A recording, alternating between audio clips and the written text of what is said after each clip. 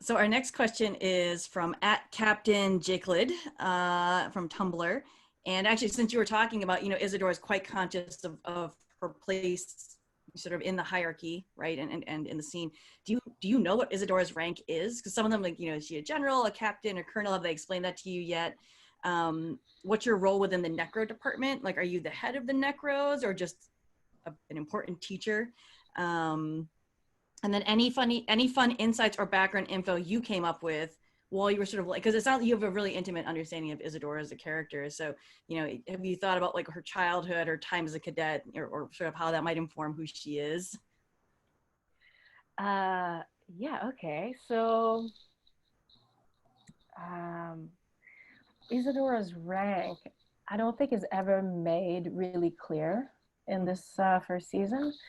Um, I think like because we see her, I know like she's not in the scripts, in the Motherland scripts, like she's not Petra. Like Petra is a general and it's clear. Like General Clear is a general, it's clear. Sergeant Quartermain, but Isadora is just Isadora in the script, so there's no title attached to it. I feel like she's probably maybe a sergeant like Anacostia at that level, but I don't think she's higher than that personally. But I'm not sure actually. It's never been really clear where she stands. Um, so TBD. Um, yeah. And then the other question was about insights about her personal story. Yeah. I think like we make up this we make decisions that make sense for us as actors. I mean, I'm gonna see if my personal story makes sense as things unfold. I think that Isadora's motherly, she's very motherly and empathetic, and I feel like she probably has lost either like a younger sister or a younger somebody that she was really close to um, as part of her squad, maybe when she was she was training. I feel like she there's a loss there that happened to her on a personal level that makes her more empathetic to those young women who are going through what they're going through. Yeah. Cool. Our next question comes from, this is a good name, Bebo in Salem, at Lost Little Lamb on Twitter. We answered part of her question. She asked about the initial casting, and obviously you knew your scene was going to be in a morgue. But she also wants to know, were there any cool props or tools in the necro building that she wanted to take home from set? Take home from set. Oh, okay. Well, this little like spraying water bottle that I used to like spray I don't think I would have taken it home, but it was like very, very nice. The little teacup and like the teapot that we used for episode 6, I think it is, for the scene with Rael was kind of nice. There's just a lot of like a beautiful environment created. Like my office environment, where I had the one-on-one with Rael, was so warm and cozy. It was a really small, like almost like, I don't know, maybe 10 by 10 room. It was just the camera person, like the two cameramen and Taylor and I in this really small room, and everybody else had to sit outside because it was this really contained space, and there was a little bit of smoke added on by the department. So yeah, okay, yeah, I'd say that. The teacup, the teapot, and the spray bottle. Those are very useful. DJ, do you want to read our last question from Anna? Yes. So Anna Nicole Pasquale at Anna Nicole Pass 1.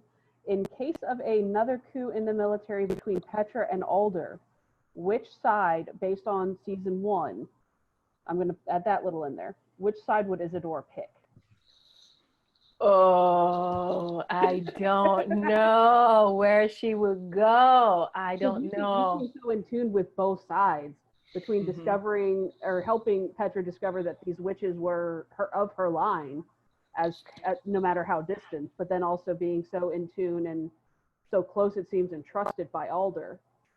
Yeah, I think she would choose whatever side seemed right for her, depending on what she had discovered thanks to her research. I think she stands for the truth.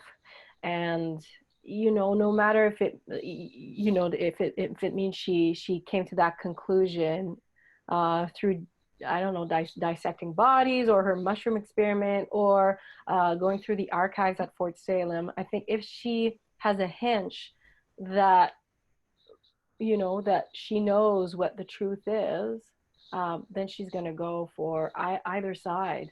I think she's a very, she's very truthful to science, and to respectful of what should be done, no matter. But on the other hand, she does understand her rank. So yeah, I don't know. But I think science first for Izadora. So she would love that follow answer. her heart. Yes.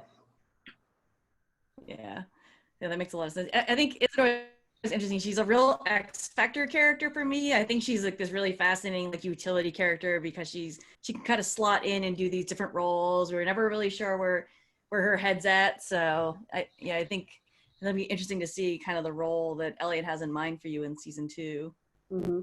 So fingers crossed there. All right, excellent. So we have a few final questions. If you're listening, Elliot, like the fans want more Isadora, so yes, we support that. That clear right now. All right, DJ. Yep. So what are some things that you've been doing with everything going on? I know in Canada, there's been pretty strictness around social distancing, luckily. So what have you been kind of trying to do to keep busy?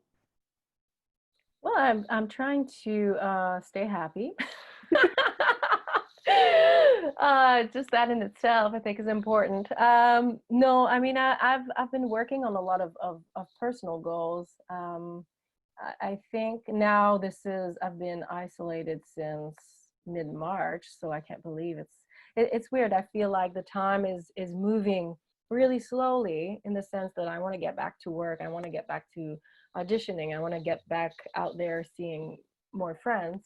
But on the other hand, I just feel like the days are flying by, and like in a good way. I think every day I have a physical practice where I either strength train, or go for a run, or go for a bike ride. I'm also learning Mandarin.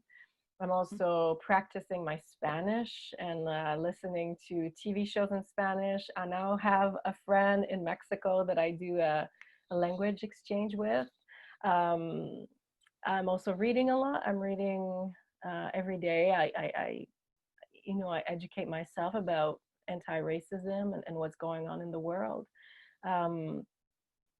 And then I go for walks, trying to go for hikes when possible. So yeah, a lot of reading, a lot of cooking, a lot of learning. I just feel like an elementary school student right now, where like I break up my day in like 4 or 5 different time period, where like I'm giving myself a goal for each of them. So that's kind of what my life looks like. What are some of the things then too that kind of drive you forward, that you're passionate about? I know I ask all the hard questions. Yeah, this is a hard question. I mean, you mean on a personal level, on a career level? Yeah, or? like things that like for me, I'll provide an example. For me, I have a niece she's 18 years old and special needs, and my mom has her own physical incapabilities. So what kind of drives me forward, that keeps getting me up, is doing everything that I can to better myself, so that I can better their situation, essentially, and be there for them. Yeah. I mean, I've always cared about, it's such an umbrella term, but social justice, obviously, with my background in international studies, and that's kind of what drew me to that in the first place. So I also, I'm quite disciplined in myself, both physically and spiritually, to try to be the best version of me that I can be, just so can have a positive impact on my community, and the world at large. So, I mean, I know it's very, it sounds quite like a big umbrella term, but it means keeping myself in check, with my patterns, and yeah, just trying to be as healthy as I can, and being open to differences. I mean, this is super random, but like I started dancing with an Aztec group right now, and like I'm, doing I did a summer solstice medicine wheel celebration. I'm also really grateful to be living on the unceded land of the Coast Salish people here in Vancouver. So I'm also doing a University of Alberta Indigenous Canada course where I'm learning about our history, of the First Peoples of Canada, and also discovering about my own personal history, of in relations to that, like my settlers ancestor, and I also have a few Indigenous ancestors from far, but just like learning about that, because that's part of our history that that has been taken away from us. So yeah. Amazing. That's a great answer.